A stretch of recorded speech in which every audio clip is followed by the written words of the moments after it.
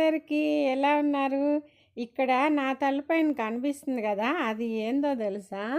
పర్బుల్ వంకాయ చెట్టు అనమాట. ఎంత పెద్ద చెట్టో చూడండి. నాకన్నా ఎంత హైట్‌లో ఉందో.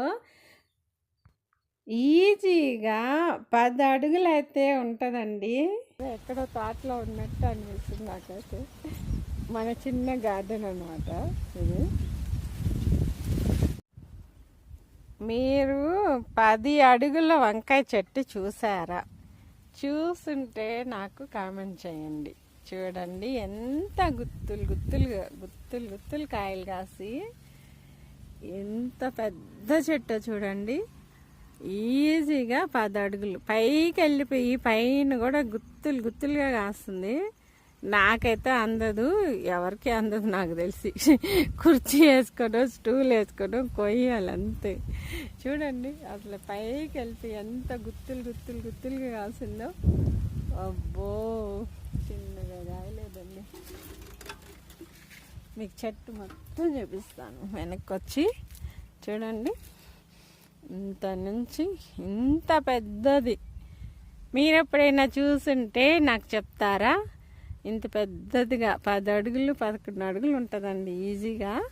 అంత పెద్ద వంకాయ చెట్టు, పర్బుల్ వంకాయ చెట్టు. చూడండి ఎంత గుత్తులుగా కాస్తున్నదో. చూస్తుంటే అసలు చాలా హ్యాపీ అనిపిస్తుంది. మాకైతే కోళ్ళు కింద అంతా చీతికేసి ఆ చెట్లను బతకనీయట్లేదు. వాళ్ళ పైకి వెళ్ళి కాస్తుంటే చాలా హ్యాపీ అనిపిస్తుంది నాకైతే. ఎందుకంటే ఆ కోళ్ళు ముందు పాపం బతికి ఇలా అయినా కానీ కాయలు ఇస్తుంది కదా బంగారు చెట్టు, అందుకోసం. ఈ వంకాయలు చూస్తూ ఉంటే మా ఆయన గుర్తొస్తున్నాడు. పాపం ఇలా ఇంట్లో కాసిన వంకాయలు అయితే ఇంకా ఎంత ఇష్టంగా తినేవాడో ఏమో తెలియదు. కానీ వంకాయలు గోంగూర అంటే చాలా ఇష్టం. ఎంత ఇష్టం అంటే అంత ఇష్టం అనమాట. అంగట్లో తెచ్చుకున్న వంకాయలనే చాలా ఇష్టంగా తినేవాడు. ఎలా చేసినా అంటే బజ్జీ చేసినా, పులుసు చేసినా, గుత్తి వంకాయ చేసినా, ఎలా చేసినా కానీ చాలా ఇష్టంగా తినేవాడు. అలాగే గోంగూర పచ్చడి అన్నా కానీ చాలా ఇష్టం. ఇంకా ఇలా మన ఇంట్లో ఇలా మనం సొంతంగా కాసిన కూరగాయలు వంకాయలు అయినంటే ఇంకా మా ఆయన ఎంత ఇష్టంగా తినుండేవాడు పాపం కదా. మా ఆయన అలా గుర్తొచ్చాడు ఈ వంకాయలు అన్నీ చూసినప్పుడు. మా ఆయన అంటే మళ్ళీ నాకు ఒకటి గుర్తొచ్చిందండి. మా ఆయనకి నాకు ఎప్పుడు ఎక్కడ గొడవ వస్తుంది అంటే, నాకేమో బయట వెళ్ళడం ఇష్టం ఉండదు. అంటే రెడీ అయ్యేవాళ్ళు ఇంట్లో చాలా పనులు ఉంటాయి కదా, పిల్లల్ని చూసుకోవాలి. ఇప్పుడులాగా గ్యాసులు అంతా పెద్దగా లేవు అప్పుడు. మాకైతే కట్టెల పొయ్యి మీద వండుకోవాలి, 4-5 రకాల ఫుడ్లు చేయాలి, మళ్ళీ పిల్లల్ని అంతా ఇంట్లో సర్దుకోవాలి, పిల్లల్ని చూసుకొని వాళ్ళని రెడీ చేయాలి. ఇంకా సినిమాకి కానీ ఎక్కడికైనా వెళ్ళాలంటే నాకు చాలా కష్టం. ఇవన్నీ చేసుకొని రెడీ అయ్యి వెళ్ళాలంటే నాకు ఇష్టం ఉండేది కాదు. ఆయనకేమో అలా బయట వెళ్ళాలని ఉండేదన్నమాట. ఎప్పుడన్నా గుడికి తప్ప సినిమాకి కూడా కష్టంగానే వెళ్ళేదాన్ని. ఇంకా ఆయనకేమో కోపం వస్తుంది. రెడీ అవ్వమంటే రెడీ అవ్వదు, రాదు బయట అని చెప్పి. ఫస్ట్ మ్యారేజ్ అయిన ఫస్ట్లో కూడా మాకు సినిమా గురించే గొడవ వచ్చిందండి. అప్పుడు ఇంకా పిల్లలు కూడా పుట్టలేదు. మ్యారేజ్ అయిన 1 వారం అంతే సినిమాకి వెళ్దాం రెడీ అవ్వమన్నాడు. నేనేమో వాళ్ళ ఇంట్లో కొత్త, మా అత్తమ్మకి తెలీదు మేము సినిమాకి పోవాలనుకున్నామని. ఆమెమో నాకు వంట అప్పచెప్పేసి బయట వెళ్ళింది. నేను ఎలాగో అలాగా వచ్చి రాను వంటలు తయారు చేసుకుంటా. నాకు లేట్ అయిపోయింది. అంతలోపల ఆయన వచ్చాడు. వచ్చి ఏమి ఇంకా రెడీ అవ్వలేదు, టైం అయిపోతుంది కదా అన్నాడు. అప్పుడు ఇంకా నేను గమ్ముగా ఉన్నాను అనమాట. ఏమన్నా చెప్తే ఎదురు చెప్పావు అంటాడు. నేనేం చేయాలి అని గమ్ముగా వంట చేసుకుంటా అంటే ఇంక పెద్దగా గొడవ చేసాడు అనమాట. నేను పిలిస్తే సినిమాకి రావా అలా ఇలా అని. అంతలో మా అత్తమ్మ వస్తే ఏంది విషయం తెలుసుకునింది. అప్పుడు ఇంకా సరే అమ్మా, ఆ వంట ఏదో నేనే చేసుకుంటాను, మీరు వెళ్ళేసి రండి అని చెప్పి అప్పుడు గబగబా నన్ను స్నానం చేసేసి రమ్మని. నాకు జడ వేసుకోవడం కూడా రాదండి. నాకైతే అప్పుడు 14 సంవత్సరాలు. 14 సంవత్సరాలకే మ్యారేజ్ చేశారనమాట. జడేసుకోవడం కూడా రాదు. మా ఆమె తల దూవి నాకు జడేసింది. ఇంక మేము సినిమాకి వెళ్ళాము. వచ్చిన తర్వాత వచ్చేటప్పటికి మా అత్తమ్మ వంట చేసేసింది అనమాట. ఇంకా ఆ సినిమా ఏంటంటే ఇది రాజశేఖర్ సినిమా ఆహుతో ఏదో ఏదో సినిమా అది. దాంట్లో వాడుంటాడు, అబ్బా గుర్తురాట్లా, రామరెడ్డి ఆ విలన్ అనమాట. ముందే ఇక్కడ ఇంట్లో అలిగి వెళ్ళాం కదా, మాట్లాడట్లేదు మా ఆయన నాతో, నేను మా ఆయనతో. కానీ సినిమాకి అయితే వెళ్ళాము.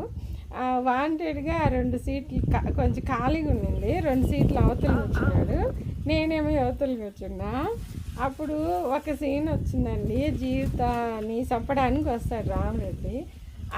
ఆమె దాంకుంటుంది కదా, దాంకున్నప్పుడు వాడు సడన్గా ఒక అరుపు అరుస్తాడు ఆమెని చంపడానికి.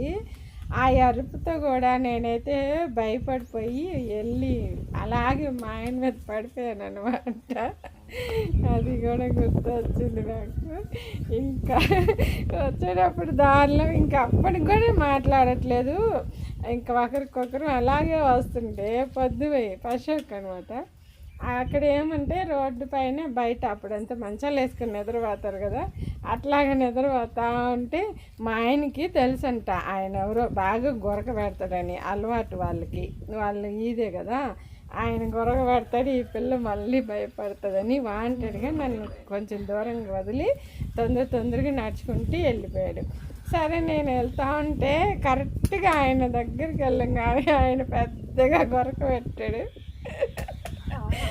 మళ్ళీ భయపడి అక్కడి నుంచి పరుగు ఆయన దగ్గరికి వెళ్ళిపోయి ఇంకా పలకపోయినా కానీ చేయబట్టుకొని అలాగే ఇంటికి వచ్చిన తర్వాత ఆ 2 సీన్లు చెప్పి నవ్వుతున్నాడు.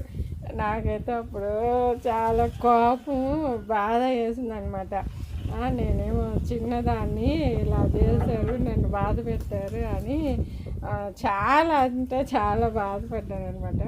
ముఖ్యంగా మాకు ఏదన్నా గొడవలు వస్తాయి అంటే ఏంటంటే బయట వెళ్ళాలంటే కష్టం అనమాట. నేను రెడీ అవ్వడానికి నాకు మహా కష్టం, రెడీ అయ్యి బయట వెళ్ళాలని. మా ఆయనకేమో సినిమాకి వెళ్ళాలి, అక్కడికి వెళ్ళాలి, ఇక్కడికి వెళ్ళాలని ఉంటుంది. ముఖ్యంగా ఆ విషయాల మీదే మాకైతే ఎక్కువ గొడవలు వచ్చేది. అలా ఎంతమందికి జరుగుంటాయో చెప్పండి కామెంట్లలో. అలా కోపంలో ఉన్నప్పుడు అలిగినప్పుడు మీరేమన్నా భయపడి ఇట్లాగా సీన్లు జరుగుంటే కామెంట్ చేయండి. ఊరికే మీరు ఇలా నాది పంచుకోవాలనిపించింది, నాకు గుర్తొచ్చింది ఈ సీను, పంచుకున్నాను అంతే. అబ్బా, మన వీడియో చూస్తున్న మీ అందరికీ చాలా చాలా ధన్యవాదాలు. ఆదరిస్తున్న వాళ్ళందరికీ కూడా చాలా ధన్యవాదాలు అబ్బా. మీరు కానీ చూస్తున్న వాళ్ళు సబ్స్క్రైబ్ చేసుకోకపోతే ప్లీజ్ సబ్స్క్రైబ్ చేసుకోండి అబ్బా. ఒక్క లైక్ కొట్టి షేర్ చేయొచ్చు కదా, మన ఛానల్కి సపోర్ట్ చేయొచ్చు కదా. ఈ చెట్టు ఎన్ని కాయలు కాసిందంటే 2 కేజీల దాకా కాసిందండి ఒకే చెట్టు. అసలు ఎలాంటి పురుగుల మందులు ఏమీ కొట్టలేదు.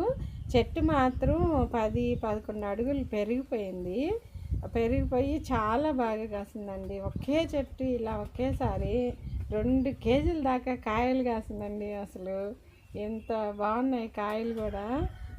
చిన్న స్థలంలో అయినా ఇలా పెంచుకుంటే బాగుంటుంది. అదేందో కానీ మా ఇంట్లో ఇలా పైకి వెళ్ళిపోతున్నాయి చెట్లన్నీ. కోళ్ళు భయానికి కోళ్ళు ఏమో కింద ఏర్ల దగ్గర నుంచి ఎంత అందితే అంత తినేస్తాయి, ఏర్ల దగ్గర కూడా లాగేస్తూ ఉంటాయి. ఆ ఏర్లని లాగనీయకుండా నేను ఏదో ఒకటి వాటికి అడ్డు పెట్టానమాట. పాపం ఈ చెట్లు కింద అంతా మమ్మల్ని తినేస్తున్నాయి కోళ్ళని భయపడ్డా ఏమో కానీ అలాగ అమాంతంగా పైకి వెళ్ళిపోతున్నాయండి. నేనైతే నా లైఫ్లో చూడలేదు ఇంత వంకాయ చెట్టు ఇంత పెద్దగా ఇలా పైకి వెళ్తుందని. నేనైతే స్టూల్ వేసుకొని ఎక్కి కోస్తున్నానండి. ఇంక చూడండి, మీరు ఏమన్నా చూసారా? ఇలాగా చూస్తే కామెంట్ చేయండి తప్పకుండా. సరే అండి, ఉంటాను, బాయ్. మా ఆయన ఉన్నప్పుడు కూడా మేము ఒక మిద్దె పైన ఉంటే అక్కడ కూడా చెట్లు పెంచామన్నమాట. పూల తొట్లలో ఫ్లవర్స్ చెట్లు అవన్నీ. ఆయనకి ఎంత ఇష్టం అంటే చెట్లు.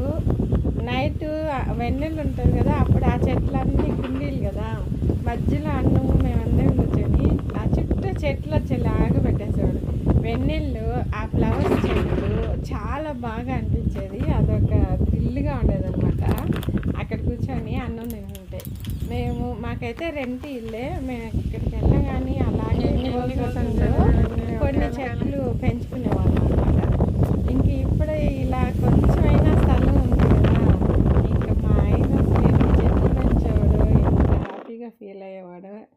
ఆ అదృష్టం అంతా మిస్ అయ్యాడేమో అనుకుంటా.